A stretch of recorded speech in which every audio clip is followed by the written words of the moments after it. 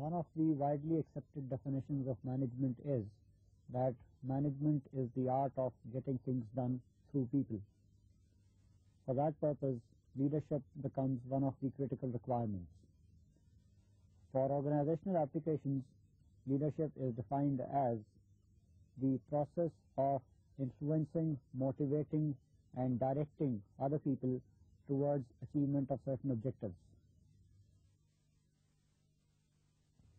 There have been three broad approaches to leadership: the trait approach, the behavioral approach, and the situational approach. From the standpoint of practical application by managers, a combination of the behavioral approach and the situational approach appears to be the most promising. The behavioral approach has been characterized by a study of the behavior of leaders. Two extreme behavior patterns have been identified: the autocratic style and the democratic style. The behavior of an autocratic leader is characterized by centralized actions based on his or her own expertise and convictions. Such a leader not only tells his followers what is to be done, but also insists on the followers doing their jobs in ways and means specified by him or her. The leader also believes in supervising closely and tends to exercise greater surveillance over group members' activities. The dominant mode of influence is formal authority and position power given to the leader by virtue of his official status in the organizational hierarchy. An example of an autocratic leader is what we have here. Good morning, gentlemen. I called you to make an important announcement. We are supposed to supply to all of our company about 500 sub-assemblies in 2 months. But yesterday the MD called me and then said he wanted it in 1 month. And I told him, yes, I agreed. So I just wanted to communicate to you and get your support so that you will do it. So Venki, you don't have any problem? I'm short of manpower as it is. It is going to be difficult, if not impossible, to meet this production target. But your people are working only 8 hours a day. Why don't you put them on two shifts? Yes, I shall do that. I don't mind paying the overtime. But how about materials and maintenance for all this machine? Oh, materials. That I will take care of. Do you have any problem? Materials going to be a big problem. In my knowledge, such special material, it may take. Well, I don't want all those explanations. You close the calculator. I don't want to listen to that. We have been receiving this material from him regularly every month. And if necessary, you can contact those who buy from this supplier and pay more and get it from them. There's no problem. If you want that way, okay, well, I have to go personally and see those people because I cannot depend on this direct telephone. Yes, you do. You are paid for it. Okay, sir. What, Matthias? So from the maintenance side, it is impossible. You know, we have got all old machines, and if you don't give us time for maintenance, they're going to be down. And you're hoping for an increased production. I think the production is going to be down. Just a minute, let me finish with you. But Mr. Matthias, you know one thing, what is maintenance? It's nothing but just oiling and cleaning and greasing. We have been doing it day in and day out. All we require is some sort of an extra coverage for his night shift. You put one man for the emergency breakdown for the night shift, that will take care of it. But sir, the machines are old, and if they break down, then you will not have the production. Well, see, once the machine is going to break down, any is going to break down, that we will take care, we will adjust it. Anyway, let me talk to Bell, who has some problem. See, we are going to double our production within a short period. So I'm a bit apprehensive about the quality. If we are going to meet this schedule, which is normally taking 2 months and 1 month, I'm afraid that the quality of the product that is coming on the line. But how does quality matter to you? Quality is his problem. All you are doing is certifying. If it is good, you certify it. If it is bad, you stop it. But if I am required to certify some substandard materials, I wouldn't want the company to lose out on the contract. But I am not asking you to certify substandard. It is Venki who will produce the standard material. How do you certify the standard material? Yes, something. No, let us not go deep into this matter, mainly because quality control is a very trivial matter. It is Venki who should do his job. So, shall I take it for granted that I can confirm to the company about the supply? Thank you very much, gentlemen. And make sure you deliver it, that there will not be a slip up. Okay? A highly democratic leader, on the other hand, tends to consult with subordinates frequently concerning both the group's goals and the ways and means for pursuing these goals. Such a leader also encourages subordinates to sort out various problems among themselves. Followers are thus given much greater freedom and autonomy in what they are to do and how. All actions tend to be taken jointly by the group as a whole, consisting of the leader as well as the followers. The leader relies upon collaborative, reciprocity-based influence modes, where willing acceptance of the leader's authority by the followers is a key factor. Here is an example of such a leadership style.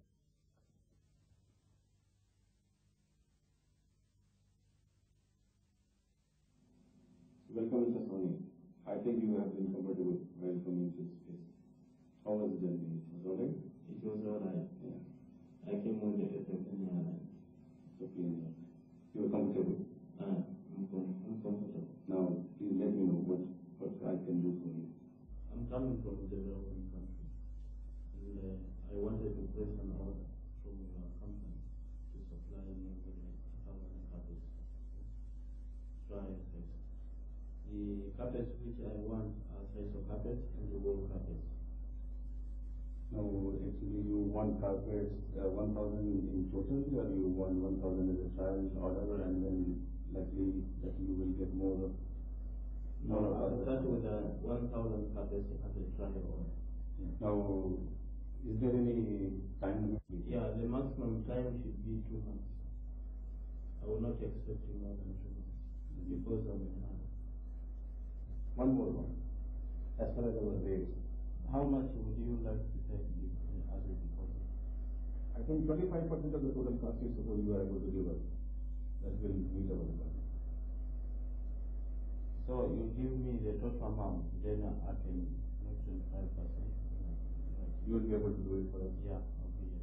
I think, suppose this is true. There is every chance that we will be trying to confirm this order to you very shortly, because only thing is this which is coming to my mind is that this is a large production schedule. So I will be consulting my own production manager. We'll be meeting with them, trying to finalize certain things. And immediately afterwards, I would like to confirm to you immediately that this is the order which we are going to confirm, and we are going to take up the process. Will it meet your requirements? I think so. Okay. Thank you very much. Pleasure meeting you. Thank you. Thank you. Thank you.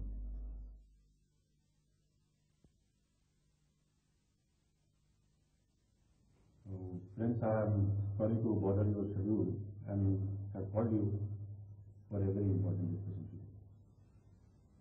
This discussion is in relation to a major contract which we have got from outstation, foreign country.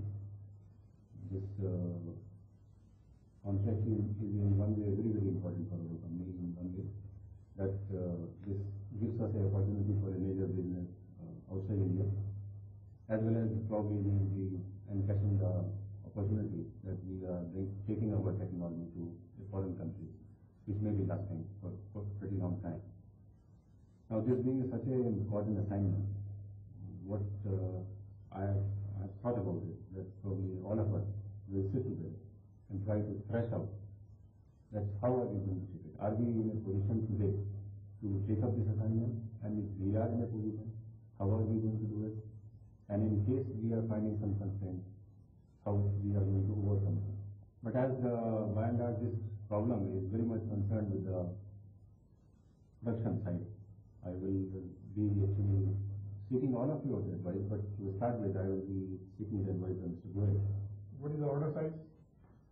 This is quite a substantial order, substantial in a manner that it may be an order size of normally what sort of orders we are getting, it may be 4-5 times of that to start with. I feel that at this moment we are fairly crowded, we are very busy, and we don't have that sort of manpower to do it. We will definitely like to do a job for overseas and opening new venues. But at this moment, our production lines are overcrowded. We are already and pending schedules, jobs are pending on that. I doubt we can afford it. It's a very valid point, I think. It's a very valid point on part of Mr.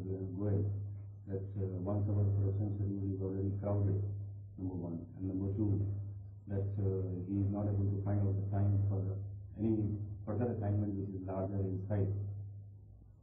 What do you think, Mr. Ratnam?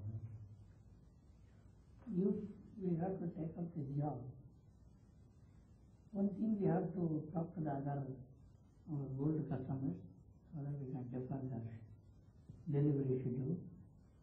Another thing, we have to find a skilled manpower for doing this job. If we will get it, we can do it. Now, these are the two ideas. Somehow they are slightly related with Mr. Goel's problem, but still I feel Mr. Goel's problem is not solved as yet. Now, what do you think, Mr. Rao? Do we have any solution for Mr. Goel's problem? I think we can temporarily put off work and throw off the contract to working on and accommodate this project. What do you think, Mr. Bernardo, about this starting the two projects and hiring? What I suggest is, instead of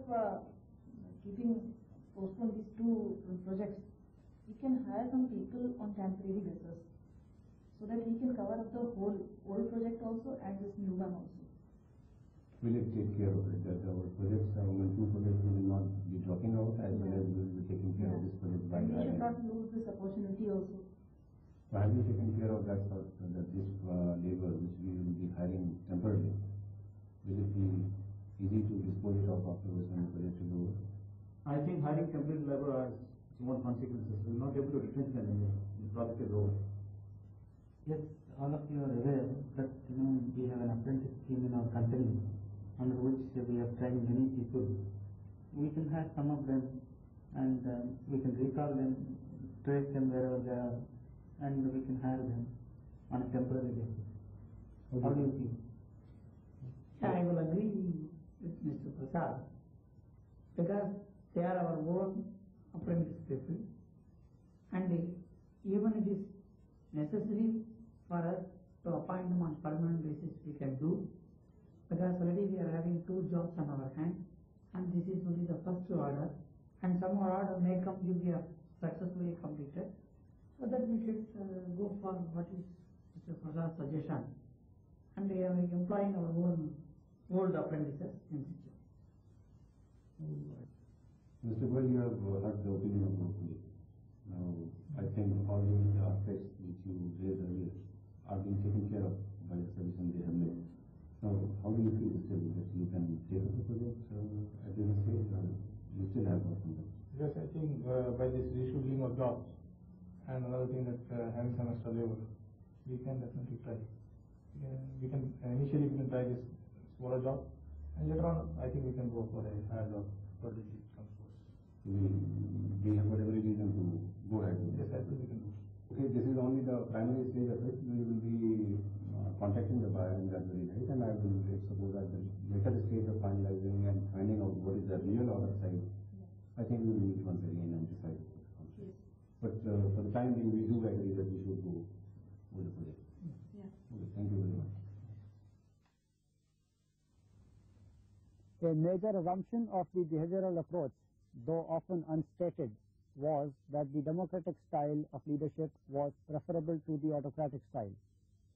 This assumption, however, did not hold in a number of research studies and was modified by the situational approach.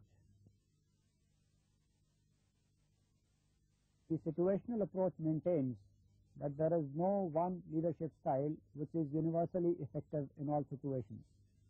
Whether a given style will be effective or not depends on the situation in which that style is being exercised. While there are situations where a democratic style is preferable and is likely to be more effective than an autocratic style, there are also situations where the reverse is true. That is, where an autocratic style is preferable and is likely to be more effective than a democratic style of leadership.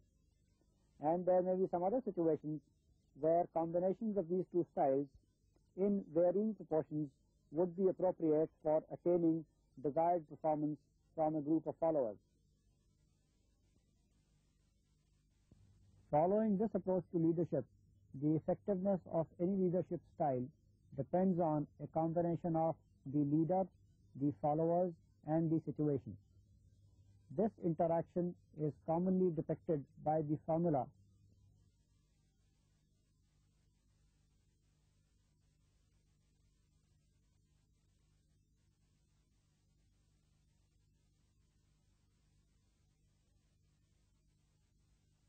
Based on this formula, there are three primary factors which influence which leadership style would be the most appropriate.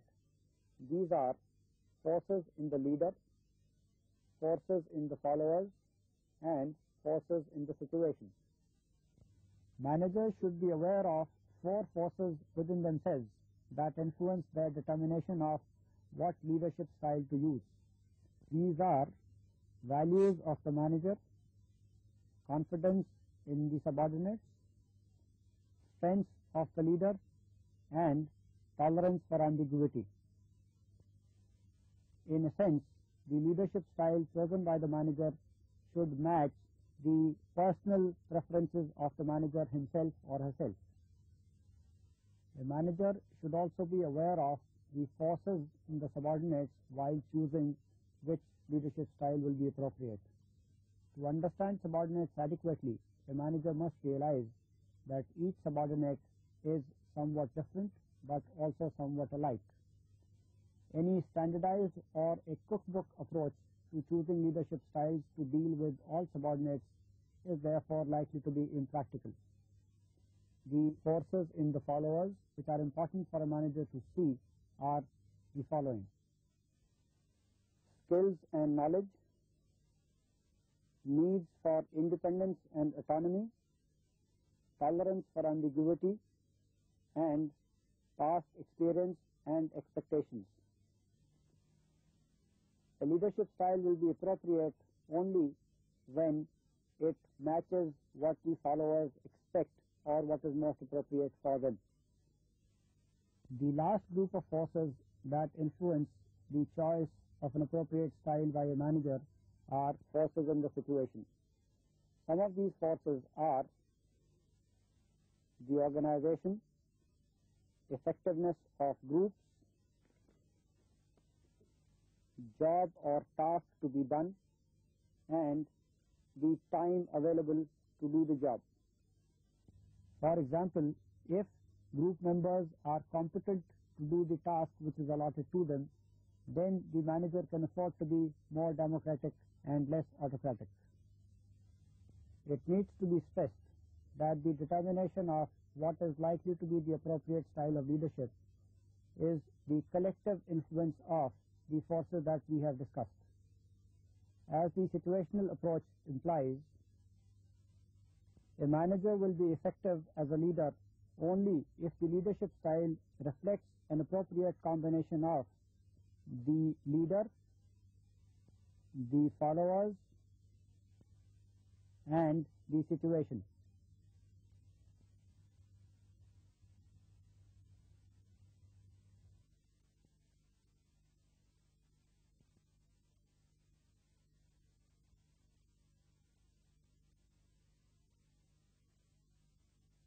It will thus be seen that any of the basic styles may be effective or ineffective depending on the situation. It is the interaction between the leadership style and the situation which determines effectiveness. It should also be noted that effectiveness is not an either-or concept, but it is more like a continuum from ineffective on the one end to effective on the other. Any given style in a particular situation could fall somewhere on this continuum from extremely effective on the one end to extremely ineffective on the other.